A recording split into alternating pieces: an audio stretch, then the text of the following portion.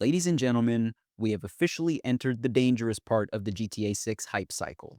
After years of waiting, delays, and rumors, Rockstar has finally revealed the official cover art for Grand Theft Auto 6. And with pre-orders dropping on June 25th, I think that pretty much means we're in the home stretch. Releasing the cover art pretty much confirms that Rockstar is confident about that November release date. And honestly, thank God. About that cover art though, it looks awesome. First things first, Rockstar did not reinvent the wheel here. One of the most recognizable things about Grand Theft Auto is their cover art style. It became iconic with Grand Theft Auto 3 and then continued through Vice City, San Andreas 4, and 5. The comic panel-like collage of characters, vehicles, weapons, and moments has basically become its visual identity at this point. So seeing GTA 6 follow in that tradition immediately makes it feel familiar. It's basically Rockstar going, yeah, this is the next GTA, you know exactly what you're getting. At the same time, there's some really interesting differences that I want to talk about here. Previous GTA covers, specifically GTA 5, had a very chaotic feeling. It felt like it was meant to sell you on the mayhem of GTA 5, Trevor looking like he's about to commit a felony, Michael in a mask holding a rifle, and Franklin doing his absolute best to make Chop look vicious. It gave the cover an overall feeling of things are about to go horribly wrong. But GTA 6 feels a bit different. The first thing that my eyes were immediately drawn to was Jason and Lucia. I think their placement within the cover art actually matters quite a lot. They're centered and above the logo. They're not in separate blocks, rather they're in one together. This is clearly meant to indicate that the relationship between the two is going to be the heart of the game. But I also think it's meant to signify that the game is going to be more about the characters themselves than the chaos around them. This lines up perfectly with what we've seen from the game so far, and it also fits really well for the Bonnie and Clyde theme. Two people trying to survive, make money, and probably make every terrible decision along the way. Now to shift the focus away from these two lovebirds, we actually got quite a bit going on in the rest of the cover art as well. To the left of Jason and Lucia, it looks like we have our first official look at the GTA cover girl. All GTA games in the past have had a cover girl with varying identities and looks, and her role has pretty much just been to set the stage and the tone for the setting that the games take place in. Not too much to unpack here other than the fact that she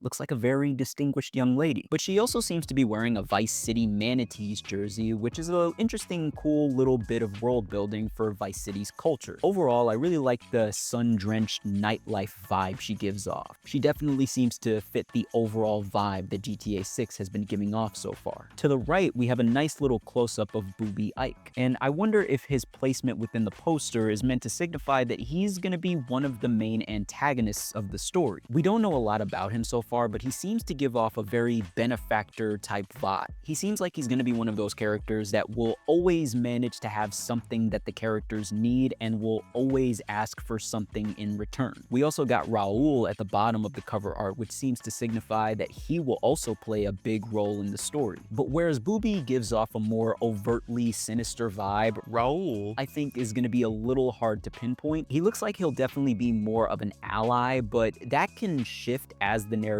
goes. I definitely get Dutch Vanderlyn vibes from him, not just in how he looks, but he overall just looks and feels like the kind of character that you want to trust, and in storytelling, that offers a great opportunity for a big betrayal. I really like how they showcase a little bit of the wildlife in this cover art with the alligator and the flamingo. Wildlife was a really big part of Red Dead Redemption 2, and it's one of the things I was hoping that they would carry over into GTA 6. GTA 5's cover art was really cool and it's iconic at this point, but it didn't really reveal much about the world or the story. It was more about showcasing the chaos. But GTA 6 has very specific themes about influencers, rich elites, criminals, and I think that this cover art is really capturing that well. Vice City is going to be the biggest character of this game, and I think they made the right choice by focusing on that rather than focusing on all the stuff that you're gonna get to do, even though the cover art definitely implies that there's a lot of stuff we'll be able to get up to. I'm really happy with this cover art. I'm gonna frame it, and this is gonna be the first game in a long time that I actually pre-ordered. We're getting close, guys, and thanks to this, I think I'm gonna be on my guard for the next few days for anything that drops about GTA 6. And when it does, if you want to hear my thoughts on it, hit the like button and subscribe so you don't miss out on it.